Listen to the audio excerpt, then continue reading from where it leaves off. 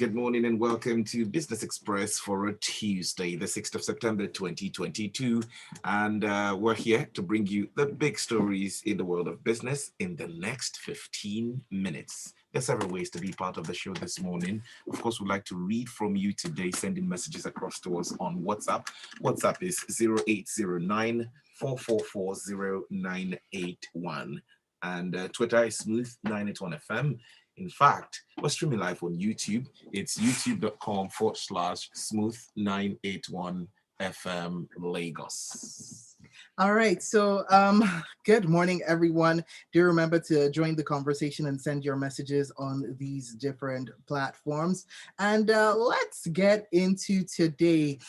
Today's Nairametrics, today's Business Express, first of all, is brought to you by Nairametrics, and joining us from Nairametrics, a macroeconomics analyst, is Samuel Oyekanmi. Once again, good morning, Samuel. How are you?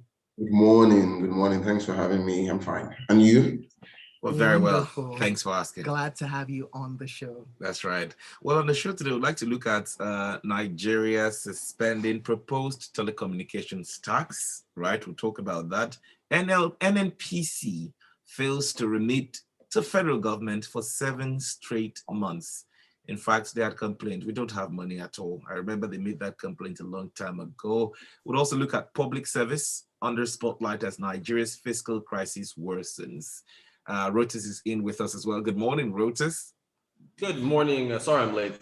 Connection issues. Nigeria. Good morning, Victor. Good morning, Sope. Good morning to Samuel as well. Good to be with you all as well. Let's get it on. All right, great. Let's get the conversation started, Rotus.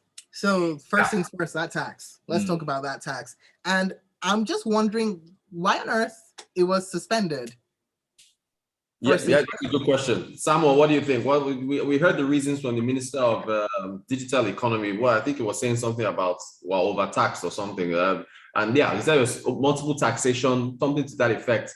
And it wasn't a good time for the tax. Samuel, what do you make of his reason? Yeah, of course. If you remember some months back also, those playing in the industry when it comes to telecommunications had also said that there have been multiple, they have to pay multiple taxes, and that users and subscribers will have to endure we have to bear the brunt of this multiple taxation. I think that's it's really coming to play, and that's what Pantam is also talking about, the fact that they have to pay 7.5% VAT, and now having them to pay 5% excise duty is more like stifling development. And of course, these people have to pay also, they have to spend a huge amount on operating costs due to the fact that power supply is bad, right? And they have to pay premium on diesel. Price of diesel has really gone up significantly this year.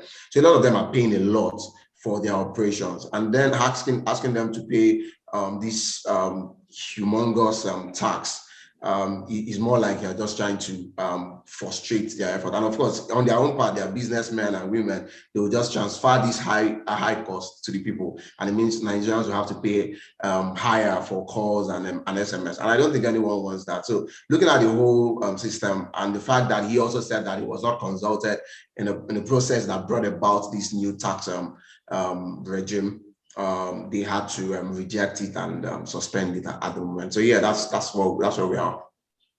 Love that. I love that when they say I was not consulted, I was not carried along. That's always that's always a good one. So what about Nigeria's need to raise money? What about Nigeria's revenue needs? What about that? So the issue around Nigeria's revenue, right, is quite large, right? It's not just about increasing taxes. If you remember, in 2019, they raised VAT from 5% to 7.5%. And even between that time and now, we've had many other forms of taxes. Companies have to pay education tax, have to pay one digital tax and whatnot. But that has not really solved our revenue problem. And one of them is the fact that we are not making as much as we should be making from oil and gas, from our oil and gas sector. We are an oil-producing nation, yet crude oil prices have gone up this year. We are not gaining from that, and of course, you could always blame that on the the proclaimed oil theft. You could blame that on the irregularities in the oil and gas sector. You could blame that on the fact that the NNPC is not remitting and they have to pay. They've had at least over 2 trillion naira underrating, which is called subsidy, by the way. They've had that, and that is also affecting. And then when you come to the non-oil sector, non-oil revenue, we tend to put a lot of pressure on the people that we are already taxing, forgetting that there are a lot of other people who are not included in this tax bracket. So if somebody who's being taxed, I completely agree. Yeah, very well. So having to multi-tax these people does not really solve the problem. It's more like you're just chasing them away. And we're having a lot of investors leaving Nigeria lately. So you don't also want to frustrate those that are remaining. Of course, that's also the issue. And then Nigeria is not really a full-blown capitalist system. We are not even a capitalist system anyways in the first place. So yeah, there's always some need to adjust some of those unpopular decisions and policies by the government. And that's what we're saying right now. So Rotus, I don't even think that this is the end of it yet, because the finance minister has said no going back on this excise, this 5% tax for telecommunications. The Minister of Communications and Digital Economy is saying he wasn't consulted, so he spoke to Mr. President to suspend it. However, it just seems like the two ministers need to sit together and see how they can come to terms. The finance minister will still go back to Mr. President and tell the need for increase in revenue. It just might not be uhuru yet. Because at the end of the day, and that was something I was thinking, right? The fact is, these factors were taken into consideration already by the finance minister before they came up with the excise, right? Or are you saying that it wasn't well thought out, Samuel? Because I can see your face. No, of course, they must have thought about it. But Nigeria and the way Nigeria is, we tend to make some unpopular decisions. And then when we realize that the public are frowning against it, we tend to now start tweaking them. So sometimes it's not that they don't realize that could also affect these operators. They just want to put it out there and see their reaction. And okay, if that's, then we can now come back to the table and now start. What are we, a giant focus group? Well, that's Nigeria. My goodness. All right, let's move on. So that means that these two things can be the same at once, Samuel. One, multiple taxation exists in Nigeria, and two, our tax to GDP ratio is too low. They are mutually exclusive. Is that correct? You said tax to GDP. So tax to GDP too low. That's one. So when our VAT is one of the lowest, even going from 5% to 7.5. We're still one of the lowest in Africa. I think Ivory Coast, Ghana, then they're in double digits. So that's on one side, parking that on one side, and then on the other side, businesses and individuals are overtaxed. So I'm saying those two things can exist at once. Yes, of course they can, and we seem to be experiencing that really because we have a very shallow tax bracket. There are a lot of people who are not being taxed. A lot of Nigerians are even making money right now, making money from the overseas, earning in dollars, and they are not taxed because, of course, they are not captured in the official whatnot. So yeah, it definitely can happen. So how do we bring more people into the tax sense? Is it hiring more tax officials or using technology? What do we need to do to capture or widen that tax net? You already answered that question, and technology is like the go-to, because increasing the number of tax officials is more like causing inflating or hyping the problem we have. Nigeria spent a lot of its expenditure on recurrent expenses. You don't also want to start increasing your overheads again. So of course, if we can adopt technology, and we have been making some moves in the past years, it's just that we seem to not use them to tackle some of our problems. The fact that we're able to introduce BVN in the banking sector and a lot of digital identification process. These are NIMC, supposed to be a digital identification process, and that could have helped in one way to help capture Nigerians' data in real time. If you're able to do that, the chances are, you'll be able to monitor and collect taxes. But of course, we are not using that. And then again, is the issue of blockchain technology. I know a lot of countries around the world are already adopting some of these technologies in their government. But we need to start going towards that line in Nigeria too. Okay, I'd Oh, love to take a couple of messages that have come in up on WhatsApp. We'll start with this one from Benga Komu, who says, we keep talking about the untaxed. Where are these people? Those below the poverty line is what he says. Again, no, go ahead. Sorry, go ahead. No, okay. Well, let me read this one from Ogene Ochuko, and then we'll get back to you, Rotus. He says, education tax, VAT, excise duties, etc. Yet the citizens are not feeling the impact of such taxes. Yeah, so I maybe corruption comes into this matter, but I was just going to Benga's points, feeling that who else is left to tax. But I mean, with the large population, large labor force, I guess there's still some ways to explore that. But we could spend the rest of the day on this topic. Real quick, Samuel, you mentioned NNPC not remitting funds to the Federation account. I think this is the 7th month now that this has happened. Is the main impact the revenue impact in your view? Yeah, it is because oil revenue happens to be accounts for over 50%, right, of federal government revenue. And if you are not having as much coming anymore, looking at the data between January and April 2022, we are already underperforming when it comes to oil revenue, and we've spent over, or at least on paper, spent over 2 trillion naira on subsidy payments, despite the fact that for the whole year we actually budgeted just over $200 billion. Billion naira. And so, of course, it only tells you that we have been affected. And we're affected in many fronts, right?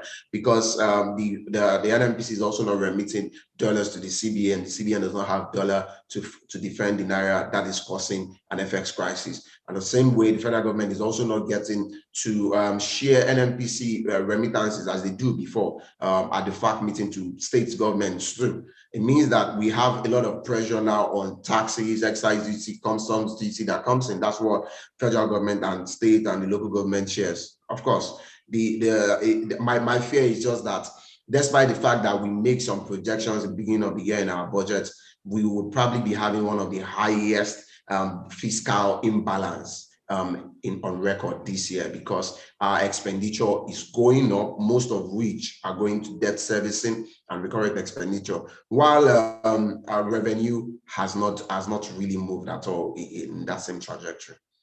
So real quick, yes or no? The answer is to remove subsidies. I mean, we're back at this matter again. Well, yes, remove subsidy, but yes, we will have to painstakingly deal with it for a while, but removing subsidy is like the only solution for the government. Yes.